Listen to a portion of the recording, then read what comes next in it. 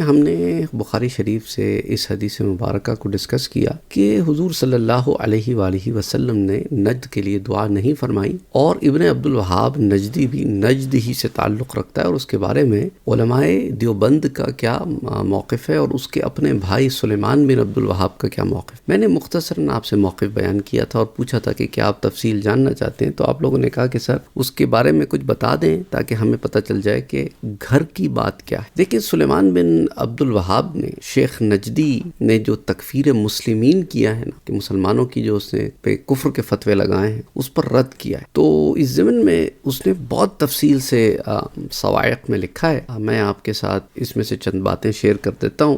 سلیمان بن عبد الوہاب لکھتے ہیں کہ تمہارے عقائد، یعنی کہ ابن عبد الوہاب محمد بن عبد الوہاب نجدی کو کہہ رہے ہیں، تمہارے عقائد اور تکفیر کے صحیح نہ ہونے پر دلیل یہ ہے کہ توحید و رسالت کی گواہی کے بعد اسلام کا سب سے عظیم رکن نماز ہے۔ اس کے باوجود جو شخص ریاکاری کے طور پر نماز پڑھتا ہے، اس کے بارے میں فقہا نے یہ لکھا ہے کہ اللہ اس شخص کی نماز قبول نہیں فرمائے گا، بلکہ فرمائے گا کہ میں دوسرے شرکاء کی نسبت اپنے شرک سے زیادہ بے پرواہ ہوں۔ جس شخص نے اپنے کسی عمل میں میرے ساتھ کسی اور کو شریک کر لیا، میں اس کے عمل اور شرک کو چھوڑ دیتا ہوں۔ اور قیامت کے دن ریاکار سے اللہ فرمائے گا کہ جا کر اپنا اجر اس شخص سے طلب کر لے جس کے لیے تو نے عمل کیا تھا۔ تو ایسے شخص کے بارے میں فقہاء اسلام نے یہ کہا ہے کہ اس کا عمل باطل ہے، اور یہ نہیں کہا کہ اس کو قتل کرنا اور اس کا مال لوٹنا جائز، جبکہ تم اس سے بہت ہلکی اور معمولی بات کو کفر قرار دیتے۔ اسی طرح نماز کے تمام ارکان میں سب سے اہم رکن سجدہ اور نظر و نیاز اور غیر اللہ کو پکارنے کے بنسبت سجدہ زیادہ اہمیت کا حامل ہے۔ حالانکہ فقہاء اسلام نے سجدے کے احکام میں بھی فرق کیا اور کہا ہے کہ جو شخص سورج، چاند، ستارے یا بت کو سجدہ کرے وہ کافر ہے، اور جو شخص ان کے علاوہ کسی اور کو سجدہ کرے وہ کفر نہیں، گناہ کبیرہ کا مرتکب ہے۔ یعنی کہ اگر کوئی کسی کو تعظیماً سجدہ کرتا ہے تو گناہ کبیرہ کا مرتکب ہوتا ہے، لیکن حقیقت حال یہ ہے کہ تم محمد بن عبد الوہاب فقہاء اسلام اور ان کی عبارات کی تقلید نہیں کرتے، بلکہ جو کچھ تم نے بطور خود سمجھا ہے اسی میں حق کو منحصر سمجھتے ہو، اور اس کو ضروریات دین سے قرار دے کر اس کے منکر کو کافر قرار دیتے ہو، اور جن مشتبہ عبارات سے تم استدلال کرتے ہو وہ محض تمہاری مغالطہ آفرینی ہے۔ ہمارا تم سے مطالبہ یہ ہے کہ تم اپنے خود ساختہ مذہب کی تاکید میں فقہاء اسلام میں سے کسی مسلم فقیہ کی نص سری پیش کرو، اور اگر تم ایسی کسی عبارت کے پیش کرنے کے بجائے محض سب و شتم اور تکفیر پر اکتفا کرتے ہو تو ہم تمہارے شر سے اللہ کی پناہ میں آتے۔ مزید برآں لکھتے ہیں کہ مسلمانوں کی تکفیر کے بارے میں تمہارا موقف اس لیے بھی صحیح نہیں ہے کہ غیر اللہ کو پکارنا اور نظر و نیاز قطعاً کفر نہیں، حتیٰ کہ اس کے مرتکب مسلمان کو ملت اسلامیہ سے خارج کر دیا جائے، کیونکہ حدیث صحیح میں ہے کہ پیارے نبی صلی اللہ علیہ وآلہ وسلم نے ارشاد فرمایا، شبہات کی بنا پر حدود ساقط کر دو۔ تاریخ بغداد جلد نمبر 9 صفحہ 303۔ اور امام حاکم نے اپنی صحیح میں حضرت ابو عوانہ اور حضرت بزار نے سند صحیح کے ساتھ حضرت عبداللہ ابن مسعود رضی اللہ تعالی عنہ سے روایت کیا ہے کہ حضور صلی اللہ علیہ وآلہ وسلم نے فرمایا کہ جب کسی شخص کی سواری کسی بے آب و گیا صحرا میں گم ہو جائے تو وہ 3 بار کہے کہ اے عباد اللہ، اے اللہ کے بندوں، مجھ کو اپنی حفاظت میں لے لو، تو اللہ تعالیٰ کے کچھ بندے ہیں جو اس کو اپنی حفاظت میں لے لیتے ہیں۔ مسند البزار حدیث 3128۔ اسی طرح عمل الیوم واللیلہ امام نسائی کی ہے، اس میں حدیث 558۔ اور طبرانی نے روایت کیا ہے کہ اگر وہ شخص مدد چاہتا تو یوں کہے کہ اے اللہ کے بندوں میری مدد کرو، المعجم الکبیر حدیث 10518۔ اس حدیث کو فقہاء اسلام نے اپنی کتب جلیلہ میں ذکر کیا اور اس کی اشاعت عام کی ہے، اور معتمد فقہاء میں سے کسی نے اس کا انکار نہیں کیا۔ چنانچہ امام نووی نے کتاب الاذکار میں اس کا ذکر کیا ہے، کتاب الاذکار 807، اور ابن القیم نے اپنی کتاب الکلم الطیب میں اس کا ذکر کیا ہے، اور ابن مفلح نے کتاب الآداب میں، اور ابن مفلح نے اس حدیث کو ذکر کرنے کے بعد لکھا ہے کہ حضرت امام احمد ابن حنبل کے بیٹے بیان کرتے ہیں کہ میں نے اپنے والد یعنی امام احمد ابن حنبل سے سنا، وہ فرماتے تھے کہ میں نے 5 بار حج کیے ہیں، ایک بار میں پیدل جا رہا تھا اور راستہ بھول گیا، میں نے کہا اے عباد اللہ، اے اللہ کے بندوں مجھے راستہ دکھاؤ، میں یوں ہی کہتا رہا حتیٰ کہ میں صحیح راستے پر آ لگا۔ سلیمان کہتے ہیں کہ اب میں یہ کہتا ہوں کہ جو شخص کسی غائب یا فوت شدہ بزرگ کو پکارتا ہے اور تم اس کی تکفیر کرتے ہو، بلکہ تم محض اپنے قیاس فاسد سے یہ کہتے ہو کہ اس شخص کا شرک ان مشرکین کے شرک سے بھی بڑھ کر ہے جو بحر و بر میں عبادت کے غرض سے غیر اللہ کو پکارتے تھے اور اس کے رسول کی علی الاعلان تکذیب کرتے تھے۔ کیا تم اس حدیث اور اس کے مقتضا پر علماء اور ائمہ کے عمل کو اس شخص کے لیے اصل نہیں قرار دیتے جو بزرگوں کو پکارتا ہے اور محض اپنے فاسد قیاس سے اس کو شرک قرار دیتے ہو؟ انا للہ و انا الیہ راجعون۔ جبکہ شبہات سے حدود ساقط ہو جاتی ہیں تو اس مضبوط اصل کی بنا پر ایسے شخص سے تکفیر کیوں کرنا ساقط ہوگی؟ اور مختصر روضہ میں کہا ہے کہ جو شخص توحید اور رسالت کی گواہی دیتا ہو اس کو کسی بدعت کی بنا پر کافر نہیں کہا جائے، اور ابن تیمیہ نے بھی اسی بات کو ترجیح دی ہے۔ جبکہ جو شخص فوت شدہ بزرگوں کو پکارتا ہے وہ کسی بدعت کا مرتکب بھی نہیں ہے، کیونکہ اس کا یہ فعل ایک مضبوط اصل یعنی صحیح حدیث اور سلف کے عمل پر مبنی ہے۔ تو بہرحال الصواعق میں پیج نمبر 34 اور 35 پر یہ تفصیلات آتی ہیں۔ اس کے علاوہ ایک اور مقام پر شیخ نجدی کی تکفیر کا رد کرتے ہوئے علامہ سلیمان بن عبد الوہاب لکھتے ہیں کہ تم نے جو مسلمانوں کی تکفیر کی بنیاد پر اپنے مذہب کو قائم کیا ہے، اس کے باطل ہونے پر صحیح بخاری کی حدیث دلالت کرتی ہے، جس کو حضرت معاویہ بن ابی سفیان رضی اللہ تعالی عنہ نے حضور صلی اللہ علیہ وسلم سے روایت کیا کہ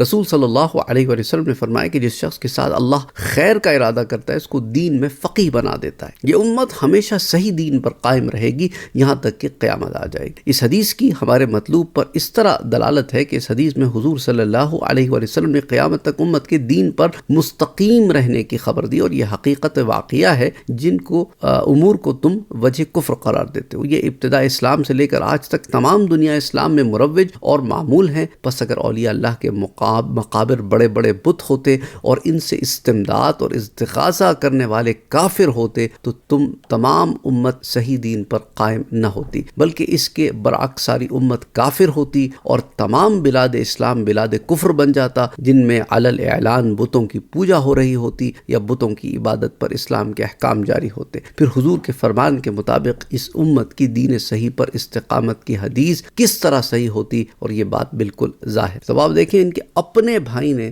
وہی دلائل سے ان کا رد کیا ہے جو ہمارے ہاں پاک و ہند میں سنی علماء بھی انہی دلائل سے اس وہابی سوچ رکھنے والے ہماری سوسائٹی میں موجود عناصر کا رد کرتے ہیں۔ تو یہ تفصیلات بھی الصواعق کی پیج نمبر 40 پر آتی ہیں۔ اب شیخ نجدی کا تکفیر مسلمین پر رد کرتے ہوئے علامہ سلیمان بن عبد الوہاب مزید لکھتے ہیں کہ تمہارے مذہب کے باطل عقائد پر بخاری اور مسلم کی حدیث جو ہے تمہارے رد کے لیے میں پیش کرتا ہوں۔ حضرت ابو ہریرہ بیان کرتے ہیں کہ حضور صلی اللہ علیہ وسلم نے فرمایا کہ کفر کا گڑھ مشرق کی طرف ہوگا، اور ایک اور روایت میں ہے کہ ایمان یمانی ہے اور فتنہ وہاں ہوگا جہاں سے شیطان کا سینگ طلوع ہوگا۔ بخاری شریف کی روایت حدیث 3302 اور پھر مسلم شریف میں آتی متفق علیہ روایت، اور پھر بخاری اور مسلم میں حدیث حضرت عبداللہ ابن عمر فرماتے ہیں کہ حضور نے فرمایا صلی اللہ علیہ وسلم نے کہ حضور کا چہرہ انور مشرق کی طرف تھا کہ فتنہ اسی جانب سے ظاہر ہوگا۔ صحیح مسلم میں حدیث آتی ہے یہ۔ اچھا، اور بخاری کی روایت میں کہ حضور کا فرمانے کہ اس طرح ہے کہ آپ نے فرمایا کہ اللہ ہمارے شام اور ہمارے یمن میں برکت نازل فرما، تو صحابہ نے عرض کیا رسول اللہ ہمارے نجد میں، آپ نے فرمایا اے اللہ ہمارے شام میں اور ہمارے یمن میں برکت نازل فرما۔ صحابہ نے عرض کیا ہمارے نجد میں، آپ نے تیسری بار فرمایا وہاں سے زلزلوں اور فتنوں کا ظہور ہوگا۔ اس حدیث کو ہم نے کل ہی پڑھا ہے صحیح بخاری سے۔ اور امام احمد ابن حنبل نے حضرت عبداللہ ابن عمر سے مرفوعاً روایت کیا ہے کہ اللہ ہمارے مدینے میں برکت نازل فرما اور ہمارے سار ہمارے مد میں اور ہمارے شام میں اور ہمارے یمن میں، پھر مشرق کی طرف منہ کر کے فرمایا کہ یہاں سے شیطان کا سینگ طلوع ہوگا، اور فرمایا یہاں سے زلزلوں اور فتنوں کا ظہور ہوگا۔ میں گواہی دیتا ہوں کہ رسول اکرم صلی اللہ علیہ وآلہ وسلم جو ہے ان کا قول صادق ہے۔ اللہ کی برکتیں اور رحمتیں آپ پر ہوں اور آپ کی آل پر ہوں اور آپ کے اصحاب پر ہوں۔ آپ نے حق امانت ادا کر دی اور فرائض رسالت کی تبلیغ مکمل کر دی۔ اچھا، پھر مزید برآں شیخ تقی الدین لکھتے ہیں، ان کا ایک قول یہاں پہ انہوں نے نقل کیا ہے کہ مدینے کی جانب شرقی یعنی نجد سے مسیلمہ کذاب کا ظہور ہوا، اور رسول صلی اللہ علیہ وسلم کی وصال کے بعد سب سے پہلے جس فتنے کا ظہور ہوا وہ مسیلمہ کذاب کا دعوی نبوت تھا، جس کا سیدنا ابوبکر صدیق رضی اللہ تعالیٰ عنہ نے مکمل خاتمہ کیا۔ رسول صلی اللہ علیہ وسلم کی حدیث شیخ نجدی کی دعوت اور اس کی جو تکفیر مسلمین ہے اس کے اوپر بھی یہ دلیل ہے، اور کئی وجوہات سے دلیل ہے، اور ان دلائل کو وہ یہاں لکھتے ہیں۔ وہ کہتے ہیں کہ ایک دلیل تو اس میں یہ ہے کہ رسول صلی اللہ علیہ وسلم نے فرمایا کہ ایمان یمانی ہے اور فتنہ مشرق سے نکلے گا، اور حضور نے بار بار ذکر کیا۔ پھر حضور نے حجاز اور اہل حجاز کے لیے بار بار دعا فرمائی، اور اہل مشرق خصوصاً اہل نجد کے لیے دعا کرنے سے انکار فرما دیا۔ اور حضور کے بعد جو سرزمین نجد میں پہلا واقعہ ہوا وہ شیخ نجدی کا فتنہ تھا، جس نے مسلمانوں کے درمیان صدیوں سے رائج معمولات کو کفر اور مسلمانوں کو کافر بنا دیا۔ بلکہ شیخ نجدی نے ان لوگوں کو بھی کافر بنا دیا جو ان مسلمانوں کو کافر نہ کہے، حالانکہ مکے اور مدینے اور یمن کے علاقوں میں صدیوں سے یہ معمولات رائج ہیں۔ بلکہ تحقیق سے معلوم ہوتا ہے کہ اولیاء کا وسیلہ ان کی قبروں سے توسل اور استمداد اور اولیاء اللہ کا پکارنا، یہ تمام امور دنیا میں سب سے زیادہ یمن اور حرمین میں کیے جاتے ہیں۔ اور یہ بھی ہم کو معلوم ہوا کہ جس قدر عظیم فتنہ سرزمین نجد میں واقع ہوا وہ کسی دور میں بھی کسی جگہ اور وقوع پذیر نہ ہوا۔ اور اے شیخ نجدی، تمہارا کہنا یہ ہے کہ دنیا کے تمام مسلمانوں پر تمہاری اتباع واجب ہے، اور جو شخص تمہارے مذہب کی اتباع کرے اور وہ مذہب کے اظہار اور دوسرے مسلمانوں کی تکفیر کی طاقت نہ رکھے، اس پر واجب ہے کہ وہ تمہارے شہر کی طرف ہجرت کرے، اور یہ کہ تم ہی طائفہ منصورہ ہو، یعنی وہ گروہ جسے فتح حاصل ہوگی۔ اور یہ اس حدیث کے خلاف ہے، کیونکہ حضور کو اللہ تعالیٰ نے قیامت تک کے ہونے والے واقعات کا علم عطا فرمایا، اور رسول صلی اللہ علیہ وسلم نے امت پر گزرنے والے تمام واقعات کو بتلا دیا۔ اگر حضور صلی اللہ علیہ وسلم کو علم ہوتا کہ سرزمین مسلمہ یعنی شہر نجد میں ایمان کا ایک گھر بنے گا اور طائفہ منصورہ اسی شہر میں ہوگا اور ایمان کے فوارے اسی شہر سے اٹھیں گے، تو اور حرمین شریفین اور یمن جو ہے وہ بلاد کفر بن جائیں گے جن میں بت پرستی عام ہوگی اور وہاں سے ہجرت کرنا واجب ہوگا، تو حضور ضرور اس بات کی خبر دیتے اور اہل مشرق اور خصوصاً نجد کے لیے ضرور دعا فرماتے، اور حرمین شریفین اور اہل یمن کے لیے ضرور جو ہے دعا نہ فرماتے، اور حضور یہ خبر دیتے کہ وہاں کے باشندے بت پرستی کریں گے اور ان متبرک علاقوں کے لوگوں سے بیزاری کا اظہار فرماتے، لیکن حضور نے ایسا نہیں کیا۔ اس کے برعکس حضور نے اہل مشرق کے لیے اور بالعموم اور نجد کے بارے میں بالخصوص خبر دی کہ وہاں سے شیطان کا سین طلوع ہوگا اور اس شہر میں اور اس شہر سے فتنے نمودار ہوں گے، اور نجد کے لیے دعا کرنے سے آپ نے انکار فرمایا، اور یہ بات تمہارے زعم کے بالکل برعکس ہے۔ تمہارے نزدیک جن لوگوں کے لیے حضور نے دعا فرمائی تھی وہ کفار ہیں، اور جس علاقے کے لوگوں کے لیے حضور نے یہ دعا کرنے سے انکار کر دیا تھا اور خبر دی تھی کہ وہاں سے شیطان کا سینگ نکلے گا اور فتنوں کا ظہور ہوگا، جیسے بخاری کی حدیث 1037 میں تمہارے عقیدے کے مطابق وہ علاقہ دارالایمان ہے اور اس کی طرف ہجرت واجب ہے۔ یعنی بھائی نے خود رد کر دیا کہ یہ تم کیا باتیں کرتے ہو۔ حضور نے تو خاص کر ان علاقوں کے بارے میں جن کو تم دارالایمان کہتے ہو کہا کہ یہ فتنوں کے گڑھ ہیں، گویا تم فتنوں کے گڑھ ہو اور خود کو تم حق سمجھ رہے ہو۔ اچھا، مزید برآں فرماتے ہیں کہ تمہارے مذہب کے بطلان پر، باطل ہونے پر یہ حدیث بھی دلالت کرتی ہے، جس کو بخاری اور مسلم نے حضرت عقبہ بن عامر سے روایت کیا کہ رسول صلی اللہ علیہ وآلہ وسلم ممبر پر رونق افروز ہوئے اور آپ نے فرمایا کہ مجھے اس بات کا خوف نہیں کہ تم سب مسلمان میرے بعد شرک کرنے لگو گے، لیکن مجھے اس بات کا خوف ہے کہ تم مال اور دنیا کو حاصل کرنے کی چکر میں رہو گے اور تم مال دنیا کی محبت میں پھر متفرق ہو جاؤ گے اور مال و دولت کی وجہ سے آپس میں لڑو گے اور ہلاکت میں مبتلا ہو جاؤ گے، جس طرح اس سے پہلی امتیں ہلاک ہو گئی۔ تو بخاری شریف میں حدیث 1344 میں یہ تفصیل بھی آتی، اور عقبہ بن عامر کہتے ہیں کہ میں نے حضور صلی اللہ علیہ وسلم سے آخری بات سنا تھا۔ اب دیکھیں نا، آج سعودی عرب میں تیل کے چشموں اور سونے کی کانوں سے روپیے کی ریل پیل ہے، اور حضور کے اس فرمان کی تصدیق ہے کہ اس وقت وہی مرکز فتنہ بنا ہوا ہے۔ اچھا، یہ حدیث شریف بھی دیکھیں، یہ تو میں نے آپ کو ایک آج کل کے حالات کے مطابق بتایا، آف کورس اس زمانے میں تو اس طرح کی سعودی حکومت اور تیل کا تو ضروری نہیں تھا، لیکن اب چلتے ہیں سلیمان کی طرف دوبارہ سے، کہ سلیمان بن عبد الوہاب اپنے بھائی سے یہ بھی کہتے ہیں کہ یہ حدیث شریف بھی تمہارے مذہب کے باطل ہونے پر اسی طرح دلالت کرتی ہے کہ قیامت تک حضور کی امت پر جس قدر احوال گزرنے تھے حضور نے تمام احوال بیان فرما دیے، اور اس حدیث صحیح میں حضور نے بتلا دیا کہ آپ کی امت بت پرستی سے محفوظ رہے گی، اور نہ حضور کو اپنی امت سے بت پرستی کا خطرہ تھا، اور نہ اس بات کی آپ نے خبر دی ہے جس چیز کا خطرہ تھا، اور جس چیز سے حضور نے ڈرایا وہ مال و دولت کی کثرت اور مال و دولت کی فراوانی تھی۔ اور یہ حدیث تمہارے مذہب کے برعکس ہے، کیونکہ تمہارا عقیدہ یہ ہے کہ تمام امت نے بت پرستی کی اور تمام اسلامی ممالک بت پرست ہو گئے اور بت پرستی سے بھر گئے، اور اگر تمام دنیا میں کسی جگہ میں اسلام کی کوئی رمق ہے تو وہ نجد میں ہے، یہاں تک کہ تمہارا خیال میں روم، یمن اور مغرب تمام علاقے حرمین شریفین وغیرہ سب مذہب بت پرستی سے بھرے ہوئے ہیں، اور تم کہتے ہو کہ جو شخص ان لوگوں کو کافر نہ کہے اور وہ خود کافر ہو جاتا ہے، بس تمہارے عقیدے کے مطابق تمام بلاد اسلام کے مسلمان کافر ہیں.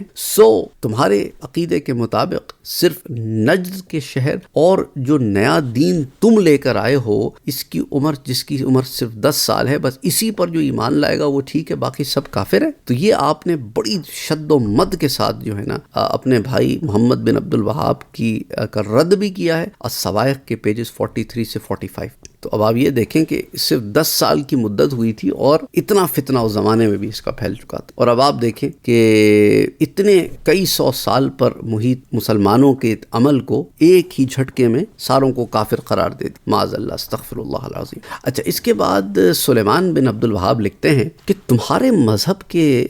باطل ہونے پر یہ حدیث بھی دلیل ہے کہ جس کو امام مسلم نے اپنی صحیح میں حضرت جابر سے روایت کیا کہ رسول صلی اللہ علیہ وسلم نے فرمایا کہ شیطان اس بات سے مایوس ہو گیا کہ جزیرہ عرب میں اس کی پرستش کی جائے، لیکن وہ ان کو آپس میں لڑاتا رہے گا. صحیح مسلم 2813. اور امام حاکم نے صحیح سند کے ساتھ اور ابو یعلا اور بہقی نے حضرت عبداللہ بن مسعود سے روایت کیا کہ رسول صلی اللہ علیہ وسلم نے فرمایا کہ شیطان اس بات سے مایوس ہو گیا کہ جزیرہ عرب میں بت پرستی کی جائے، لیکن اس سے کم بات یعنی آپس کے لڑائی جھگڑوں پر راضی ہو گیا. سنن ترمذی حدیث 1937. اور امام احمد نے اور امام حاکم نے سند صحیح کے ساتھ اور ابن ماجہ نے شداد بن اوس سے روایت کیا کہ حضور صلی اللہ علیہ وسلم نے فرمایا کہ میں اپنی امت پر شرک کا خوف کرتا ہوں. میں نے عرض کیا کہ حضور کیا آپ کے بعد آپ کی امت شرک کرے گی؟ آپ نے فرمایا ہاں، لیکن وہ سورج چاند یا کسی بت کی پوجا نہیں کرے گی، لیکن اپنے اعمال میں ریاکاری کرے گی. سمجھ آئی بات؟ سنن ابن ماجہ حدیث 3055 اور مسند امام احمد میں بھی روایت آتی ہے. تو اب یہ حدیثیں کوٹ کرنے کے بعد ان کے بھائی سلیمان لکھتے ہیں کہ ان حدیث کی تمہارے مذہب کے باطل ہونے پر دلیل جو ہے وہ بڑی واضح ہے کہ اللہ نے حضور کو جس قدر چاہ اپنے غیب سے مطلع فرمایا اور قیامت تک جو کچھ ہونے والا ہے اس کی خبر دے دی. اور حضور نے خبر دی کہ جزیرہ عرب میں شیطان اپنی عبادت سے مایوس ہو چکا ہے. اور شداد کی روایت میں آپ نے خبر دی کہ جزیرہ عرب میں بت پرستی نہیں ہوگی. اور یہ چیزیں تمہارے مذہب کے برعکس ہیں، کیونکہ تمہارا عقیدہ یہ ہے کہ بصرہ اور اس کے گرد و نواح علاقے میں دجلہ سے لے کر اس جگہ تک جہاں حضرت علی اور حضرت حسین رضی اللہ تعالیٰ عنہما کی قبریں، اسی طرح سارے یمن و حجاز میں شیطان کی پرستش اور بت پرستی ہوتی ہے، اور یہاں کے مسلمان بت پرست اور کافر ہیں. حالانکہ یہ تمام جگہیں جو ہے سرزمین عرب کے وہ تمام علاقے ہیں جن کی سلامتی ایمان اور کفر سے برات کی حضور صلی اللہ علیہ وسلم نے خبر دی، اور تم کہتے ہو کہ یہاں کے لوگ کافر ہیں، اور جو ان کو کافر نہ کہے وہ بھی کافر ہے. لہٰذا تمام احادیث تمہارے مذہب کا رد کرتی ہیں. الصواعق پیجز 45-46. مزید برآں علامہ سلیمان لکھتے ہیں اور تمہارے مذہب کے بطلان پر، باطل ہونے پر یہ حدیث بھی دلالت کرتی ہے کہ جس کو امام احمد اور امام ترمذی نے اپنی سند کے ساتھ ذکر کیا ہے، اس کو صحیح قرار دیا گیا ہے. اور امام نسائی نے اور ابن ماجہ نے عمر ابن عاص رضی اللہ تعالیٰ عنہ سے روایت کیا کہ پیارے نبی صلی اللہ علیہ وسلم نے حجۃ الوداع کے موقع پر فرمایا شیطان اس بات سے ہمیشہ کے لیے مایوس ہو چکا ہے کہ تمہارے اس شہر میں اس کی پرستش کی جائے، البتہ تمہاری آپس کی لڑائیوں میں اس کی پیروی ہوتی رہے گی. سنن ابن ماجہ حدیث 3055. اور امام حاکم نے سند صحیح کے ساتھ بیان کیا، حضرت عبداللہ ابن عباس بیان فرماتے ہیں کہ حضور صلی اللہ علیہ وآلہ وسلم نے حجۃ الوداع کے موقع پر خطبہ دیا اور فرمایا شیطان اس بات سے مایوس ہو چکا ہے کہ تمہاری سرزمین میں اس کی پرستش کی جائے، لیکن اس کے علاوہ دوسری باتوں میں پیروی کی جانے پر راضی ہو چکا ہے. ان چیزوں میں سے ایک یہ ہے کہ تم ایک دوسرے کے اعمال کو حقیر جانو گے. اے لوگوں، میں نے تم میں وہ چیز چھوڑی ہے کہ اگر تم اس کو مضبوطی سے تھام لو گے تو گمراہ نہیں رہو گے، اور وہ اللہ کی کتاب اور اس کے رسول کی سنت ہے. تو وہ لکھتے ہیں کہ ان حدیث میں تمہارے مذہب کے بطلان پر اس طرح دلالت ہے کہ حضور صلی اللہ علیہ وسلم نے خصوصاً مکے میں ہمیشہ ہمیشہ کے لیے بت پرستی نہ ہونے کی خبر دی ہے، اور حضور کبھی خلاف واقع خبر نہیں دیتے، اور اس میں حضور نے امت کو بشارت دی ہے، اور حضور صلی اللہ علیہ وسلم کی بشارت کبھی غلط نہیں ہوتی. البتہ اس حدیث میں حضور نے بت پرستی کے علاوہ دوسری غلط باتوں مثلا لڑائی جھگڑوں سے ڈرایا ہے، اور یہ بات حدیث سے بالکل ظاہر ہے. اور جن چیزوں کا نام تم شرک اکبر رکھتے ہو اور ان کے کرنے والوں کو اولیاء سے وسیلہ، شفاعت طلب کرنا اور ان کی قبروں سے فیضان طلب کرنا وغیرہ بت پرستی کا مرتکب کہتے ہو، ان تمام امور پر تمام اہل مکہ، ان کی عوام، عمراء اور علماء 600 سال سے زائد عرصے سے عمل پیرا ہیں. اس کے باوجود یہ تمام لوگ اب تمہارے دشمن ہیں، تم کو سب و شتم کرتے ہیں، اور تمہاری اس بد عقیدگی کی وجہ سے تم پر لعنت بھیجتے ہیں. اور مکے کے علماء اور شرفاء ان تمام امور پر احکام اسلام جاری کرتے ہیں جن کو تم شرک اکبر قرار دیتے ہو. اگر تمہارا گمان حق ہے تو یہ لوگ علی الاعلان کافر ہیں، لیکن یہ احادیث تمہارے زعم فاسدہ رد کرتی ہیں اور تمہارے مذہب کو باطل قرار دیتی ہیں۔ الصواعق پیج نمبر 47۔ اب آپ دیکھیں کتنی تفصیل سے ان کے بھائی ہی نے احادیث مبارکہ کے ڈھیر لگا کر اس کو رد کیا ہے، اور یہی وہ پوائنٹس ہیں جس پر وہابی آج تک اچھلتے کودتے نظر آتے ہیں، اور یہی چیزیں ہیں جو ہمارے ہاں بھی